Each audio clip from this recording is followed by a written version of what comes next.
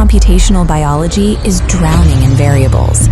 We generate massive volumes of high-dimensional multi-omics data, but lack a unified theoretical framework to organize it.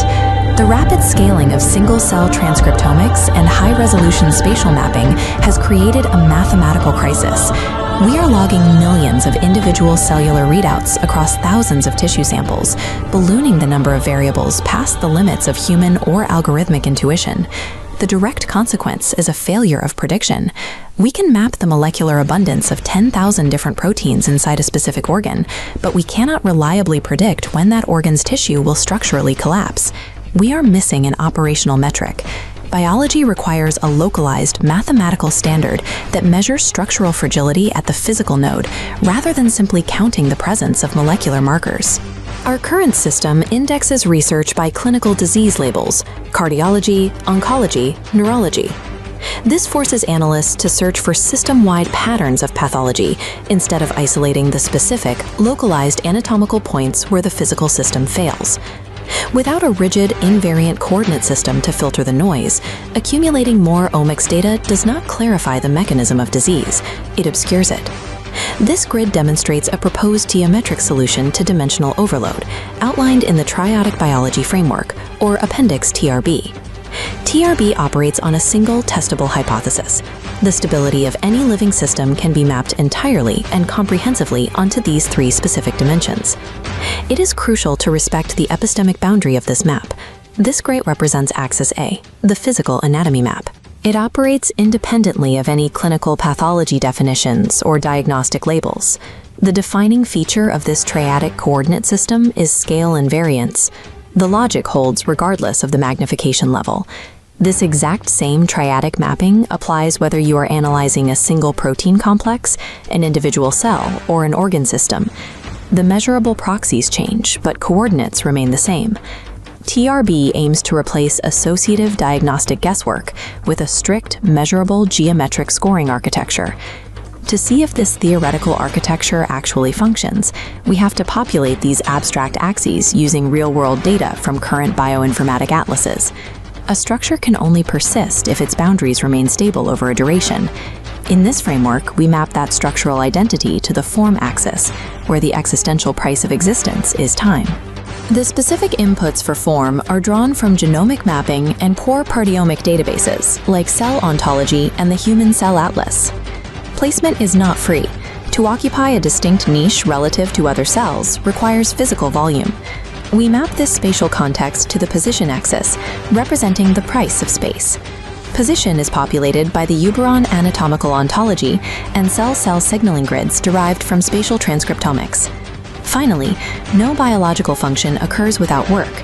The system must continuously spend energy to power its metabolism, a requirement we map to the action axis. This mapping process grounds multi-omics databases directly into the three fundamental physical prices required to maintain biological order. Once the data is mapped, it must be scored. TRB relies on a foundational primitive called the U-score. This split screen compares two scoring models.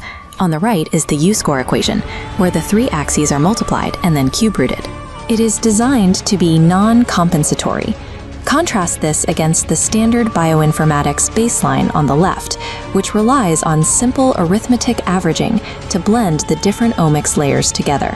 Watch what happens when a cell's form and position pillars are stable at 0.9, but its action pillar experiences a metabolic collapse, dropping to 0.1.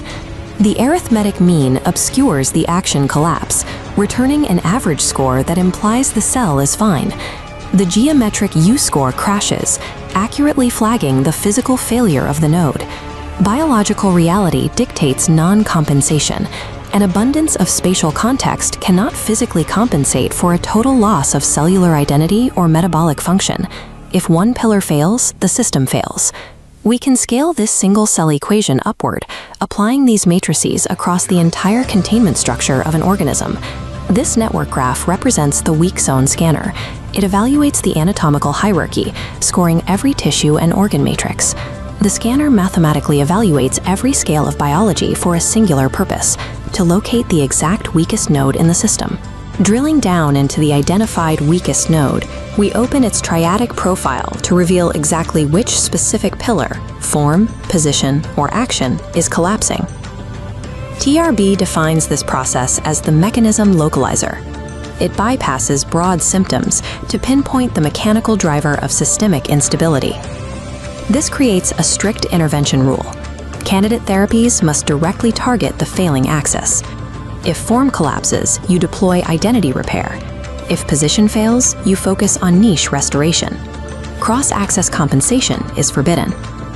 This architecture maps biological data onto targeted cellular interactions, prioritizing candidate interventions based on the specific mechanical failure identified by the scanner. This entire theoretical architecture faces a severe epistemic vulnerability, driven by the nature of modern atlas data. There is an open secret in modern computational biology. Inferred spatial relationships and functional labels often derive from one single source, a single-cell RNA sequencing matrix. This introduces the mathematical danger of collinearity. If the form, position, and action inputs are merely three different algorithmic transforms of the same transcriptome data, the triadic axes are an illusion. They are highly correlated by definition. This is why calculated metrics, like flux balance analysis derived solely from transcriptomics, are explicitly banned from TRB's foundational proof. You cannot test independence using redundant inputs. Without truly independent data streams feeding the three foundational pillars, the non-compensatory geometric scoring architecture is mathematically meaningless. It has no independent variance to penalize. Theoretical elegance is worthless if the real-world data proxies cannot empirically support independent signal axes. TRB delivers a pre-registered, runnable falsification test known as P0. This flow control diagram outlines the data firewall required to execute it. The P0 separability test demands proof of empirical conditional independence between the three pillars using real atlas data. The statistical hurdles are rigid. The test requires metrics like conditional mutual information. Basic Pearson correlation is excluded to prevent false positives. The framework must clear a definitive hurdle. The FPA partition must beat a randomized three-way partition of the identical feature set on held-out data. TRB governs this wager with a symmetric retirement contract, a deliberate break from the academic habit of self-preservation. If the P0 test fails to prove separability, the hypothesis is not deferred to an interpretation phase for future tuning. The triadic mechanism localizer is permanently struck from the ledger. If P0 passes, it provides a validated method for triaging disease. A failure, however, produces a rigorously proven negative result for triadic modeling in biology.